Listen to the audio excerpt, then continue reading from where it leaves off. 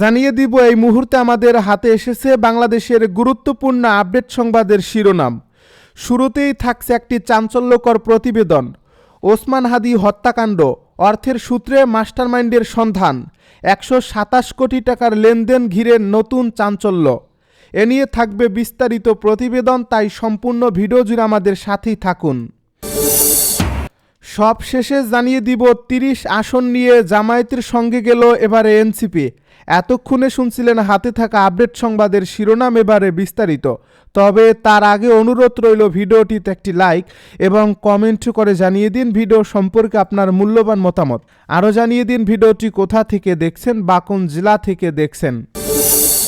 ওসমান হাদি হত্যাকাণ্ড, অর্থের সূত্রে মাস্টারমাইন্ডের সন্ধান, 127 কোটি টাকার লেনদেন ঘিরে নতুন চাঞ্চল্য।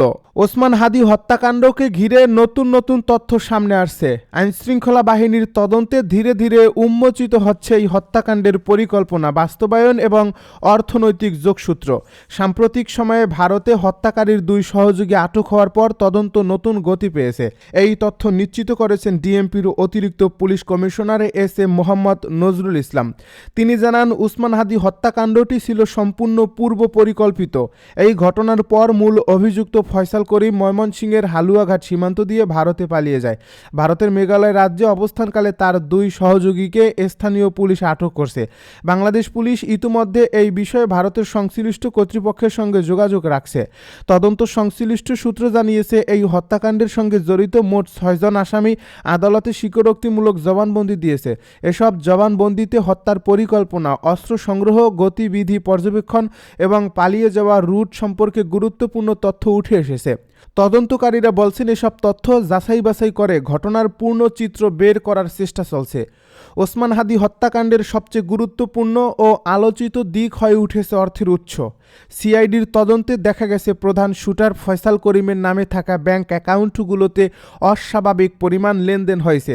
তদন্তে পাওয়া তথ্য জানা যায়, ফয়সাল করিমের নামে মোট 53টি ব্যাংক অ্যাকাউন্ট রয়েছে। গত কয়েক বছরে এসব অ্যাকাউন্টে প্রায় 127 কোটি টাকার লেনদেন হয়েছে বলে প্রাথমিকভাবে নিশ্চিত হওয়া গেছে। একজন কথিত ভাড়াটে শুটারের নামে এত বিপুল পরিমাণে অর্থ লেনদেনের হওয়া তদন্তকারীদের বিস্মিত করছে। বিশেষ করে ওসমান হাদি হত্যার আগের সময়টাতে এসব অ্যাকাউন্ট হঠাৎ করে অত্যন্ত সক্রিয় হয়ে ওঠে। হত্যাকাণ্ডের ঠিক আগ মুহূর্তে কয়েকটি অ্যাকাউন্ট থেকে একাধিক দফায় বড় অঙ্কের টাকা জমা পড়ার তথ্য পাওয়া গেছে। তদন্ত সংশ্লিষ্ট কর্মকর্তারা বলছেন, এই লেনদেনগুলো স্বাভাবিক কোনো ব্যবসায়িক কার্যক্রমের সঙ্গে সামঞ্জস্যপূর্ণ নয়। একজন পলাতক আসামির অ্যাকাউন্টে এত বিপুল অর্থ আসা মানি লন্ডারিং বা অপরাধমূলক অর্থ লেনদেনের ইঙ্গিত দিতে পারে। এ কারণে শুধু হত্যাকাণ্ড নয়, আর্থিক অপরাধ হিসেবেও বিষয়টি খতিয়ে দেখা হচ্ছে। সাম্প্রতিক সময়ে সাংবাদিক মীর জাহান সামাজিক যোগাযোগ মাধ্যমে দাবি করেন, এই 127 কোটি টাকার লেনদেনের একটি বড় অংশ ঢাকা ব্যাংকের মাধ্যমে সম্পন্ন হয়েছে। এই দাবি প্রকাশের পর বিষয়টি রাজনৈতিক অঙ্গনেও আলোচনার জন্ম দেয়, কারণ ঢাকা ব্যাংকের সঙ্গে বিএনপি নেতা মির্জা আব্বাসের সম্পৃক্ততার বিষয়টি আলোচনায় আসে। তবে এই পর্যায়ে আইনশৃঙ্খলা বাহিনী বা তদন্ত সংস্থা কোনো ব্যক্তির বিরুদ্ধে আনুষ্ঠানিকভাবে অভিযোগ আনেননি। তদন্ত সংশ্লিষ্ট সূত্র জানায়, ব্যাংক লেনদেনের বিষয়টি যাচাই করা হচ্ছে। সংশ্লিষ্ট ব্যাংক হিসাব, চেক, ট্রান্সফার হিস্ট্রি এবং কেওয়াইসি তথ্য সংগ্রহ করে বিশ্লেষণ চলছে। তদন্তকারীদের ভাষ্য অনুযায়ী কোনো ব্যক্তি বা প্রতিষ্ঠানের সম্পৃক্ততা প্রমাণিত হলে আইন অনুযায়ী ব্যবস্থা নেওয়া হবে।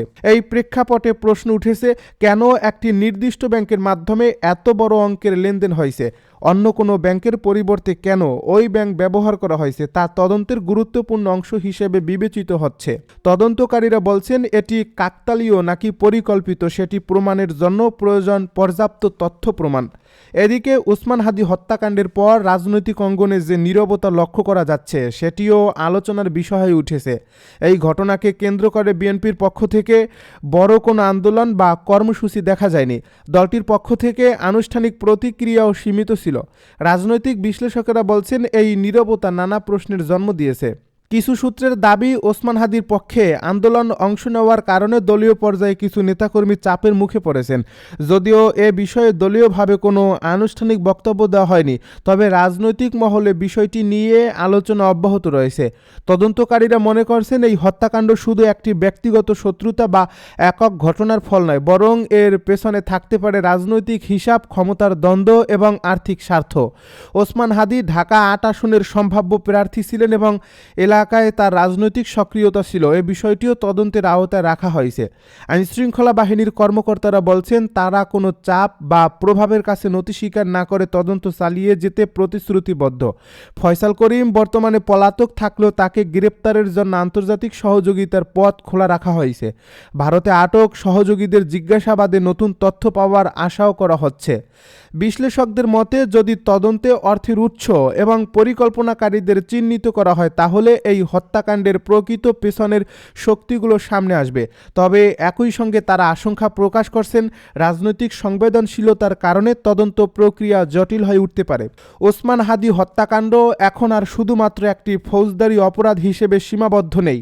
এটি পরিণত হয়েছে রাজনীতি, অর্থ এবং অপরাধের জটিল এক অনুসন্ধানে। তদন্তের ফলাফল দেশে রাজনৈতিক পরিবেশ ও আইনশৃঙ্খলা পরিস্থিতির উপর গুরুত্বপূর্ণ প্রভাব ফেলতে পারে বলে মনে করছেন সংশ্লিষ্টরা। ৩০টি আসন নিয়ে জামায়াতের সঙ্গে গেল এনসিপি। জামায়াতে ইসলামী নির্বাচনী জোটে আনুষ্ঠানিকভাবে যোগ দিয়েছে গণ অভ্যুত্থান থেকে উঠে আসা তরুণদের দল জাতীয় নাগরিক পার্টি। দলটির নেতাদের একাংশের আপত্তির মুখেই ৫ দিন আলোচনার পর রোববার জোটে যোগদানের ঘোষণা দেওয়া হয়। বিএনপির জোট থেকে বেরিয়ে আসা এলডিপি নতুন জোটটিতে যোগ দিয়েছে। এর ফলে জামায়াতের নেতৃত্বাধীন এই জোটটিতে দলের সংখ্যা বেড়ে হল ১০। জোটের দায়িত্বশীল সূত্র জানায়, এরই মধ্যে জোটভুক্ত দলগুলোর মধ্যে আসন বন্টন হয়েছে। এনসিপি ৩০ আসনে প্রতিদ্বন্দ্বিতার শর্ত মেনে নিয়েছে। চরমনাই পীরের নেতৃত্বাধীন ইসলামী আন্দোলনকে ৩১ আসন এবং মামুনুল হকের নেতৃত্বাধীন বাংলাদেশ খিলাফত মজলিসকে ১৩ আসন দেওয়া হয়েছে। তবে দল দুটি এতে সন্তুষ্ট নয়, তারা আরও বেশি সংখ্যক আসনে প্রার্থী দেবে। সূত্র আরও জানায়, আসন সমঝোতা না হওয়া আনুষ্ঠানিকভাবে যোগ দেয়নি এবি পার্টি। দলটিকে ৩টি আসন ছাড়তে রাজি হয়েছে জামাত। তবে এবি পার্টি অন্তত ১০টি আসন চায়। আসন না পেয়ে বিএনপি ছেড়ে আসা লেবার পার্টি সহ কয়েকটি দলকে জামায়াতও আসন দেয়নি। এনসিপি নেতাদের মধ্যে নাহিদ ইসলামকে ঢাকা ১১, আক্তার হোসেনকে রংপুর ১, সারজিস আলমকে পঞ্চগড় ১, হাসনাত আবদুল্লাহকে কুমিল্লা ৪, নাসিরউদ্দিন পাটোয়ারিকে ঢাকা ৮, আরিফুল ইসলাম আদিবকে ঢাকা ১৮ আসন ছেড়ে দিয়েছে জামাত।